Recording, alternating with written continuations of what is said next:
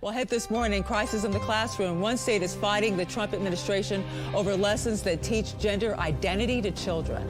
A battle is brewing involving education in the state of Maryland between the Trump administration and the State Department of Education, which advised local school districts to continue teaching lessons on gender identity after President Donald Trump signed that executive order to defund school districts that keep doing it. Joining us now to discuss all this is Nicole Neily, president and founder of Parents Defending Education. Thanks for joining us this morning.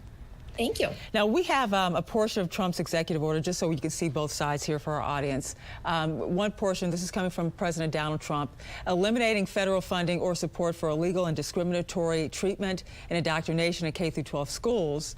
You can see a little bit of it here, including gender, based on gender ideology, discriminatory and equity ideology. And then you have what our team in Baltimore found. Now, that was a directive given out by the Trump administration. Our team in Baltimore got their hands on a memo from the Maryland State Superintendent of Schools that was sent out to local education superintendents, and it posed this question right here. In light of the president's most recent executive order, should local education agencies revise or alter the delivery of their health education curriculum, which includes lessons on gender identity and expression? And the response was no to the memo. It's setting up kind of a back and forth and what could be a legal fight between possibly the federal government and the state here. How do you think this is going to play out? Well, we've already started to see a number of states try and play chicken with the Trump administration. Maine obviously is the one that comes to mind, but also we saw Governor Newsom recently start to walk back some of his comments about men's and women's sports. And so, it's funny because I think when you're dealing with the Trump administration, it's almost like trying to run away from a bear. You don't have to be the fastest person, but you certainly don't want to be the slowest one either. And so as these states are trying to pick fights, this is not an administration that I would screw around with. They are certainly trying to make examples of places. That being said, we have also seen a number of professional associations like the school superintendents explicitly give instructions to local districts and say, look, it's going to take a lot of time to lose federal funding. Just keep doing what you're doing on your inclusion work, et cetera. Obviously, most of these executive orders have been challenged, will continue to be challenged in court. And what we keep telling parents is, please don't hang your mission accomplished signs yet just because an executive order was issued.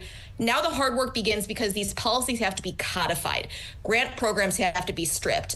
Bills have to be passed through Congress, which is obviously kind of a mess right now.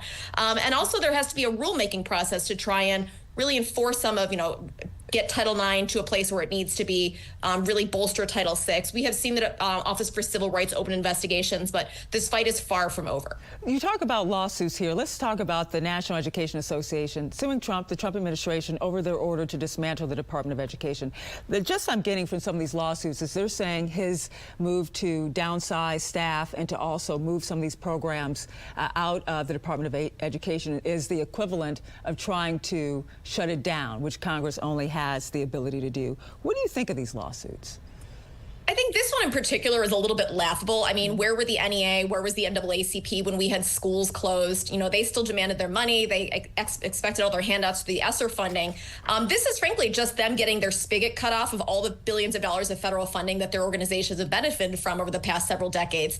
But again, nothing is happening right now. All that executive order that was signed on March 20th said is, we direct the secretary to look at the process and everything has to go through Congress. And so my gut is that this is going to be tossed just because of it's too premature at this point. But I think for these people to try and pretend that they actually care about children and they actually care about classrooms is garbage. They care about their employees. They care about their money. They care about their power. They do not care about our children.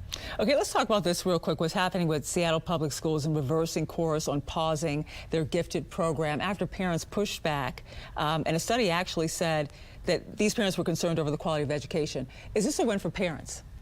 It is a win for parents. I mean, the fact that Seattle Public Schools was going to get rid of the gifted program at all in the name of equity was such a slap in the face. We worked with Congress last year, Representative Burgess Owens, to create the Congressional Merit Caucus because families across the country of all races and ethnicities want these programs. Children who work hard should be rewarded for it. And so at Seattle, the reason they're pausing this is what they saw was an exodus of actually minority families and high-performing families from the district. And so those kids are just not there at all. We're going to see school scores, NAEP scores, et cetera, plummet because the really excellent students are gone. And so this is just another example of why those equity policies have backfired and are hurting the very children who they're designed to help. All right. Thanks so much, Nicole Neily, Parents Defending Education. Thank you for joining us. Thank you.